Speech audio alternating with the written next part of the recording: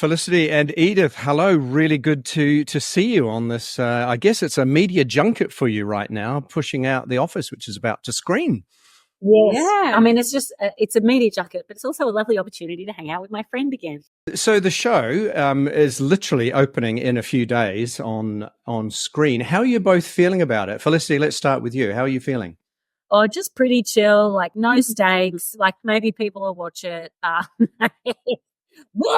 It's exciting and nerve-wracking, and like I've never been the lead in anything. Like put The Office aside, just the fact that I'm in anything that is going worldwide one day in the world is just going to be everywhere.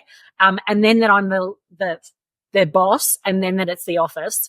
I'm like, I'm just a girl from a town of 1,500 people. This is different. Different. Get people doing my makeup and hair and doing, 15 interviews a day. But it's very exciting. I'm very, very proud of it, and I think it's really funny. And how about you, Edith? How are you feeling? The same. I'm super excited. And we filmed, when did we start? Like a year and a half ago? Yeah, it was like May 2023. So it's, it feels like we've been keeping, bubble, very secret in this little bubble, and I'm really excited to like finally share it. Yeah. So yeah, I'm excited. I'm nervous. This is such an iconic show. There have been US and UK versions of it. How are you creating something that, while it pays homage to the show or the concept, is actually a uniquely down under kind of show as well? Well, I think when you've got Australian writers and Kiwi writers that are really good at their jobs, I think it's just intrinsic to the scripts. That so on top of some of the concepts being very Australian, like there's Antipodean, there's like a Down Under episode. There's a Down Under episode. That's what am I even talking about? I would say they're all down under. They're all down under. A Melbourne Cup episode. Yeah.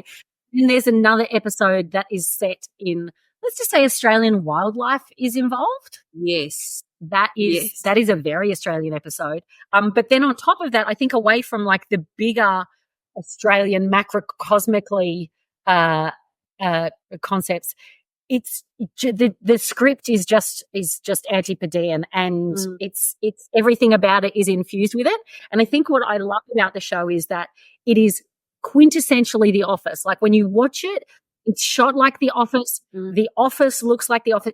When I walked on set for the first time, I'm like, how have they picked such an unremarkable paint color that it feels like it is? I feel like it's minus paint. Like it feels like it was 7 years old, even though it was a fresh coat of paint, if that makes sense. Have either of you ever worked in an office environment and encountered people who may not be exactly like this lot, but similar to? Have you ever encountered that yourselves?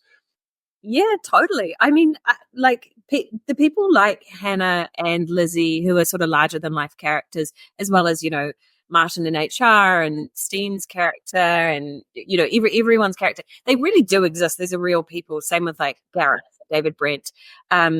So in working spaces, I absolutely have encountered people like Flick's character, bosses that you have to sort of just smile and nod and giggle at the jokes. But I jumped off with Lizzie from I live in an apartment block, and so there's many busybodies strata members that also were able to jump off from. But yeah, these people do exist, and I think that's what makes The Office so delicious. Well, I watched 3 episodes of it, and I've worked in many offices, and I have to say I have encountered many Hannahs in my time, and it can be very unsettling, really unsettling. So speaking of Hannah, Felicity, just tell me your general views of what you think of her, and I'm assuming you've had fun with her. So tell me what you think of her as a person, and also what you've relished about the role. Okay, what I think about her as a person is it's difficult. So on the Venn diagram of Felicity and Hannah, the only difference between Hannah and I is I have self-awareness. So I will go and behave like that and then walk away and fall into a shame spiral and then stay awake till 4 o'clock in the morning going, oh, why did you say that? Yeah, I will go and think about why would I say that in front of anyone else.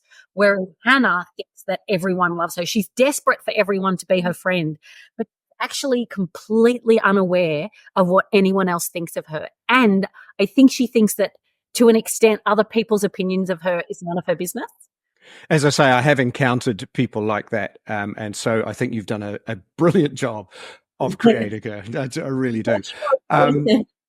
Edith, so let's look at Lizzie then. And again, same kind of question. What is it how would you describe her? And also, what do you like about portraying her? There's a lot that I really like about her. There's a lot that I really like about people that are so authentically strange in themselves. It's the bravest thing to just be yourself and be really odd, weird, and let your freak flag fly, And she is that. She's unashamedly her, and is.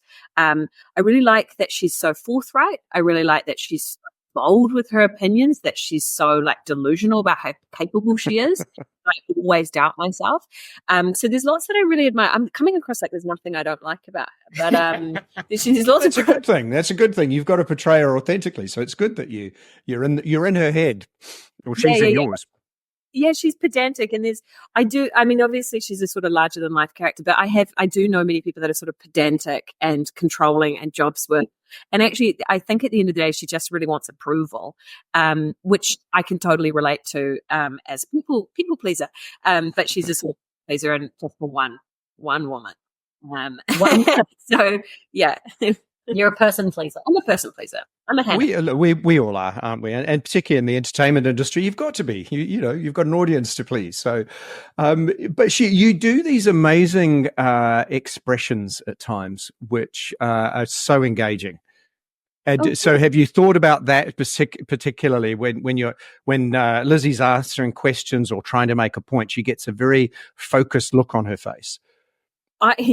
So intense. Yes, very intense. I thought of, when I think of Lizzie, she's all eyes. So she's sort of kind of thinks of herself as like the Terminator. So everything's sort of like there's sort of laser eyes. There's scenes where you look like your bottom jaw is about to come off. Okay. You get so upset by something, and you go, yeah, just a little deep sigh. Yeah. I heard that a couple of times. So obviously it's a comedy. How do you get that balance right of not pushing it too far where it's like, no, this is unbelievable? Have you had discussions around that, about how you contain it so that it doesn't become a little too crazy maybe? We had 2 weeks of rehearsal, and we sort of figured out who our characters were and where to play them then. And then we just go for it. And if it's too much, Jackie would bring it back down. And I think that there are some characters like Lizzie and Hannah and maybe Johnny Lloyd, who are eccentric people. So eccentric people absolutely exist in the world. And then if it ever tipped too far, then I think that Jackie or Jessie or Christian would bring us back. Yeah, totally. Just trust. Just trusting the directors and the creators to just, if we were running, because it was a very, very playful set. Yeah. So, me anyway, I'll speak for myself. I can get to, a level 10, 15, 20, and you just, there was a real lot of trust with that amount of play. It's got to be a really safe environment that they just bring it back to earth if it got too zany. I don't want to give too much away, but I need to mention that I was just laughing out loud during the episode with the robotic vacuums and the wake. Yeah. And that's all I'll say, but you know what I'm referring to. And that was just pure comedy gold. But again, it was contained. It was exactly how I imagine people who are socially awkward and oblivious to other people's feelings would behave in such a setting. So can you explain, without giving too much away, what that episode and those scenes were like for the two of you? I just loved, that whole episode, I think it shows the worst of Hannah. And yes, because with Josh Thompson, who plays Martin, who's HR, Martin is the only character in the whole show that has any power over Hannah. So Hannah is really optimistic with everyone else and really come on, like party vibes. And then with Martin, she just turns into a recalcitrant teenager. Mhm. So to be a recalcitrant teenager over somebody's death, well, if there's a wake, there has to be death. You said it, not me. That it's so petty. Like, it's so petty. So, I mean, what's more fun than being petty? With any kind of production, there are times when you all crack up. You can't help it. Did that happen during that? Because I can't imagine that you couldn't stop laughing at certain moments. It was a crazy fun episode. No laughter at all, totally joyless. None at all. Okay, I don't believe you, but okay, carry on. We had to work really hard not to crack and giggle throughout. And luckily for lots of us, it would often be focusing on, if we saw the camera swing, you could duck down and just let your little shoulders go. Which I never saw. Devastating. Day after day of watching your friends look at you like this. Come on, man. Everyone was so good. Apart from Josh Thompson, everyone was really good at not laughing while they were on camera, or crushing. Absolutely crushing. I was luckily for me, I was allowed to find Hannah delightful. Like, I'm allowed to love Hannah because he does. So I could giggle if something was really funny. I would allow myself a Lizzie giggle of like, because she would. If Hannah was being very funny, Lizzie would absolutely be like, yeah, and miss the joke, miss what the joke's about, but find it funny. But yeah, it was such a joyous set, and so many times of just cracking and giggling, and probably making the shoot run on too long that day, all that sort of stuff. Like, there comes a time where you crack on so many takes where the director finally comes up and is like, okay, so let's just take a moment. And you're like, okay, no, this is Do you know serious. what this is costing money? We need to So we need you to pull it back. Well, that's a good sign, though. If you all find it funny, that's a really good sign for the show. I realize you've got a lot of other media stuff to do today. I really appreciate your time, and congratulations. I've really enjoyed watching the episodes that I've seen. Thank you for your time, and all the best for the upcoming season. Thank you so Thanks much. for your time. Yeah, a joy to meet you.